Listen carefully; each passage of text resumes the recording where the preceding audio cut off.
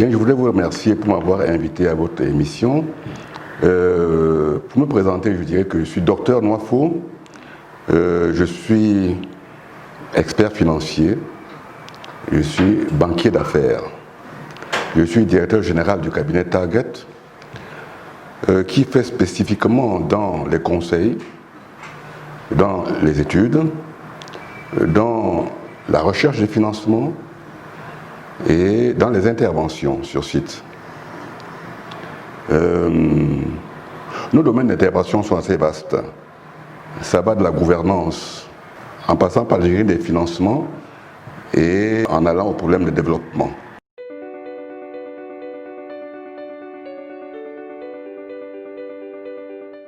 Bien, je voudrais vous dire qu'avec un taux de prévalence de 25% au Cameroun actuellement, et avec un taux de morbidité de 5%, c'est-à-dire le nombre de morts par rapport au nombre de contaminés, de 5%, et avec un taux de guérison de 60%, le Cameroun est certainement mal embarqué dans cette crise de la pandémie Covid-19.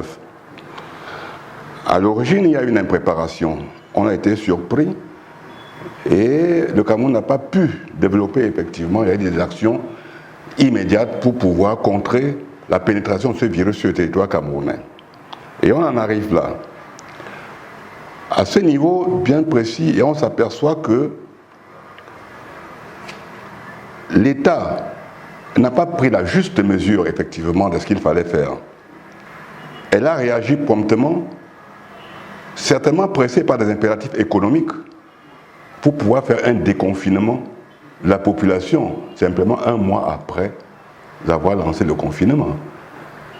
Or, ce déconfinement a provoqué dans l'opinion publique une espèce de rumeur qui aurait voulu que le Covid-19 soit vaincu.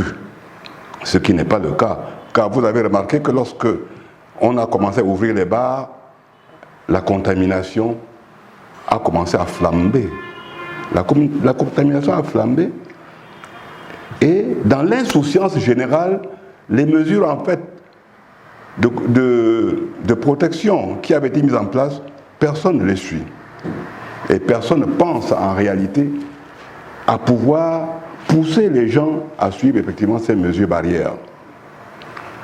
On en est aujourd'hui à un stade d'ailleurs où avec environ plus de 13 000 contaminés, on n'arrive même plus à donner les statistiques parce qu'on est bloqué. Donc, on ne fait que monter. Et on nous parle du pic. Le pic, c'est quoi finalement? Le pic, c'est le maximum, effectivement, de la contamination qu'on peut avoir dans une période déterminée. Il faut atteindre ce pic. On parle de ça parce que, historiquement, lorsqu'il y a des pandémies, on suit jour par jour le nombre de contaminés.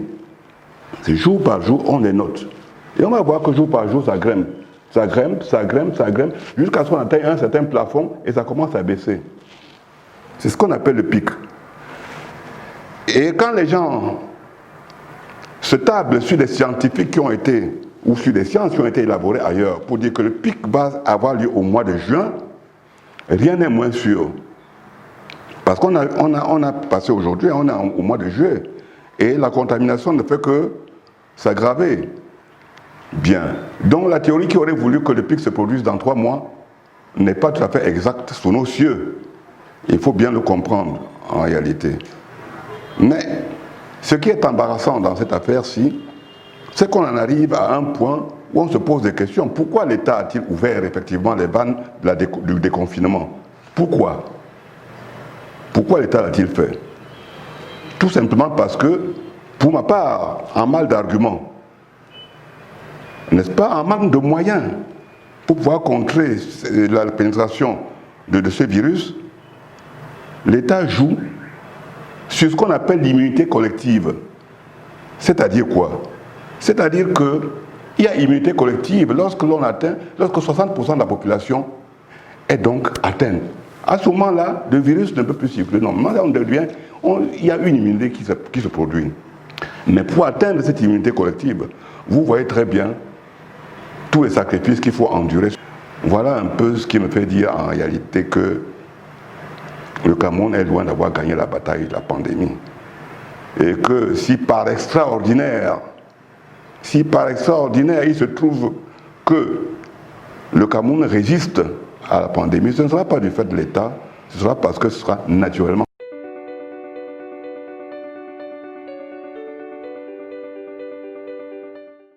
Bien, pour répondre à votre question, je vais tout simplement dire que les pays africains sont différents les uns des autres sur le plan économique. Je prends le cas du Cameroun. Dans le cas du Cameroun, nous saurons très bien que lorsque nous examinons la contribution des secteurs économiques au produit intérieur brut du Cameroun, on va constater ceci.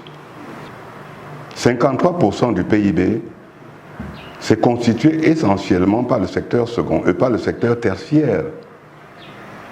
C'est-à-dire, le secteur tertiaire, c'est le secteur du commerce, c'est le secteur des services, c'est le secteur hôtelier, c'est le secteur des transports, voilà, tous ces services-là qui constituent le secteur tertiaire. Et ça, c'est ça qui constitue la production de 53% de la richesse nationale. Quand vous avez compris cela, vous allez comprendre que dans les 53% en question, il y a 12% du PIB qui sont produits par le secteur informel. C'est-à-dire tout ce que vous avez là comme les Ben Skinner, comme les callboxers, comme les vendeurs à la sauvette, ils produisent 12% de la richesse aujourd'hui. Et ces 12% de la richesse occupent environ 80% des Camerounais actifs. Donc, c'est très important de voir cette spécificité-là et de voir la fragilité des économies. Je vous signale que le secteur primaire ne contribue que pour 15% au PIB, à la production de la richesse. C'est le primaire. Alors que le secteur secondaire, industriel, n'intervient que pour 25% à peu près. Vous avez vu tous ces déséquilibres-là qui font quand même que chaque pays est spécifique en soi-même quand on décompose un peu son PIB. Ceci étant dit,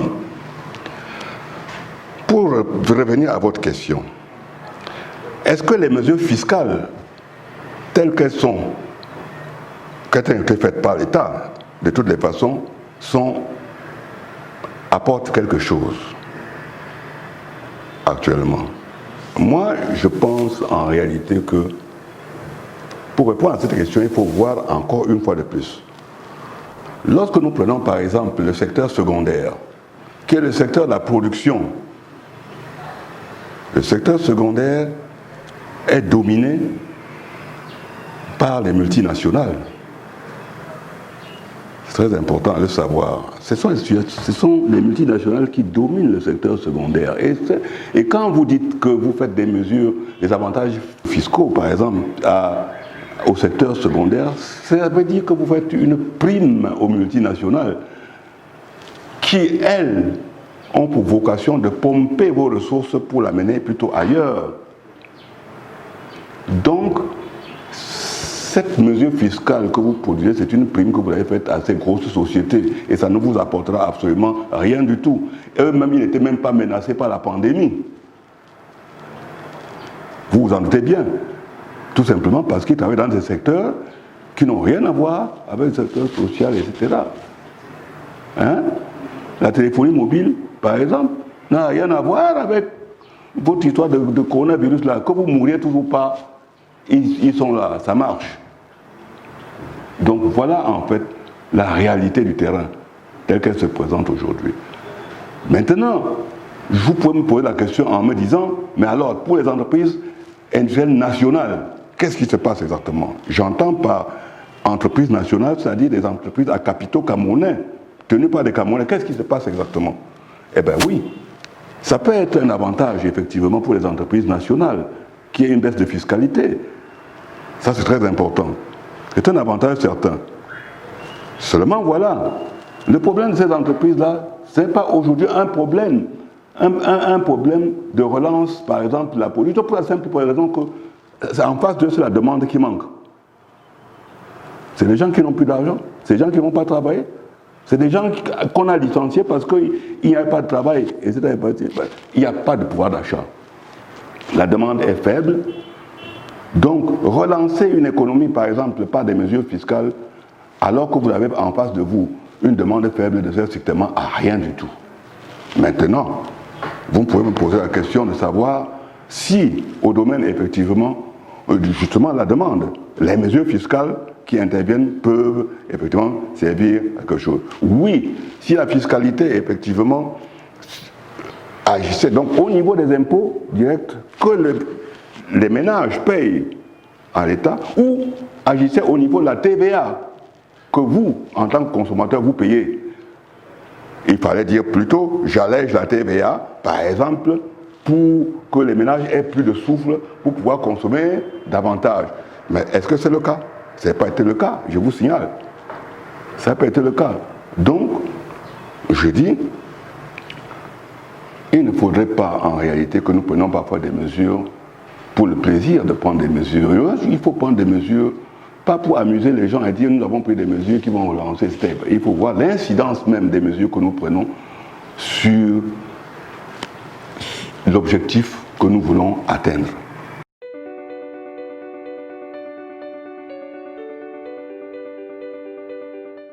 Quand je vous parle de la fiscalité, c'est bien ces mesures effectivement de fiscalité. Mais prenons un cas, vous me posez la question effectivement sur les mesures douanières. Bon, ben, prenons. Les mesures douanières, c'est quoi finalement? C'est-à-dire que vous pouvez baisser les taux des droits de douane sur certains produits, etc. Mais si vous le faites, c'est pour faciliter effectivement, j'allais dire, l'accès à ces produits. Mais est-ce qu'on a besoin de ça actuellement? Je n'en crois rien du tout. Je pense que l'État aujourd'hui est essoufflé parce que l'État est en mal d'argent. Et si vous allez encore perdre de l'argent en réduisant les droits de douane, etc., vous n'y arriverez pas. Voilà ce que je vous dis à ce niveau-là.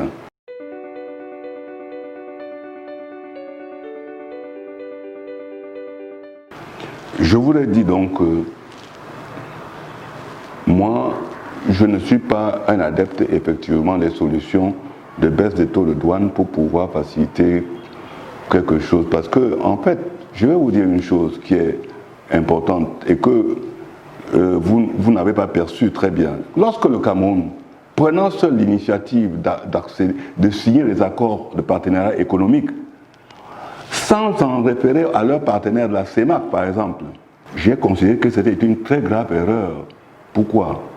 Parce que les accords de partenariat économique vous invitent à ouvrir votre économie aux produits étrangers qui arrivent à taux de douane zéro. C'est-à-dire qu'ils ne payent pas de droit de douane. Et par réciprocité, on vous dit, vos produits ici entreront aussi dans les pays européens à taux de douane zéro. Mais comme vous n'avez rien à exporter, vous ne gagnez rien à ce jeu-là. La preuve, c'est qu'aujourd'hui, on en sent les contre-coups au niveau de la douane. Hein. Au niveau de la douane, on sent ces contre-coups-là. Donc, à mon sens, on ne peut pas, après avoir signé ces accords-là, continuer encore à dire nous allons encore baisser les droits de douane parce que l'État sera étouffé tôt ou tard. Bien, maintenant, moi, je pense finalement que je vais vous donner ma solution. Tout de suite, j'ai écrit un ouvrage que j'ai eu l'honneur de vous remettre ici d'ailleurs, qui s'appelle « La décolonisation économique de l'Afrique noire française par l'émergence des entreprises nationales et compétitives ». Et c'est là, justement, que je veux en venir. Tant que nous n'allons pas réfléchir en réalité en ces termes de décolonisation économique, tant qu'on n'aura pas compris qu'il faut aider effectivement les entreprises nationales à émerger, eh bien, je crois qu'à ce moment-là, nous n'aurons pas gagné la partie. Et je vais vous dire une chose finalement. Ce que vous appelez, par exemple, les investissements, vous en avez parlé. Les investissements, ce sont de l'argent étranger qui vient d'ailleurs. Hein. C'est de l'argent qui vient de l'étranger. Mais je vais vous dire, comme poursuivant dans la lignée de certains économistes, je vous dirais l'argent étranger n'a jamais développé un pays. Or, notre grave erreur aujourd'hui, c'est quoi? Notre grave erreur, c'est d'avoir fait appel à des investissements étrangers, directs, massifs. C'est l'erreur que ce gouvernement a commis pendant ces 38 années. Avoir fait appel à des investissements directs étrangers massifs. Ça ne nous a pas servi. Ça a permis simplement la domination de nos économies par des grands groupes, etc., qui sont venus acheter nos entreprises de souveraineté, qui sont venus acheter tout ce que nous avions comme entreprise camerounaise, nationale. Et bien, à ce niveau-là, nous n'avions plus que nos yeux plus pleurer, puisque à partir de ce moment, ils avaient une souveraineté puissante sur nous. La solution, c'est changer de mentalité. La solution, c'est de dire il faut que nous développions par nous-mêmes, c'est-à-dire un développement endogène qui nous amène certainement à penser à créer nos propres économies. Il n'y a pas de raison que d'autres réussissent ce pari et que nous ne puissions pas réussir le même pari. Je suis désolé, mais si vous allez au Ghana, vous allez bien voir effectivement le pari qu'ils ont réussi, ne serait-ce que pour le cacao. Mais je vous dis certainement que si on ne passe pas par là, par cette décolonisation économique, on n'y arrivera pas. Et on sait très bien que sans indépendance économique, il n'y a point d'indépendance politique. Et ça, c'est le message que je voulais transmettre. Et que c'est ça que la Covid-19 est en train de nous transmettre. Voilà la réalité du Covid-19 qui est en train de nous transmettre ce message-là. Sans indépendance économique, il n'y a point d'indépendance politique. Et vous assistez, vos yeux sont là pour voir tout ce qui se passe actuellement. C'est moi qui vous remercie.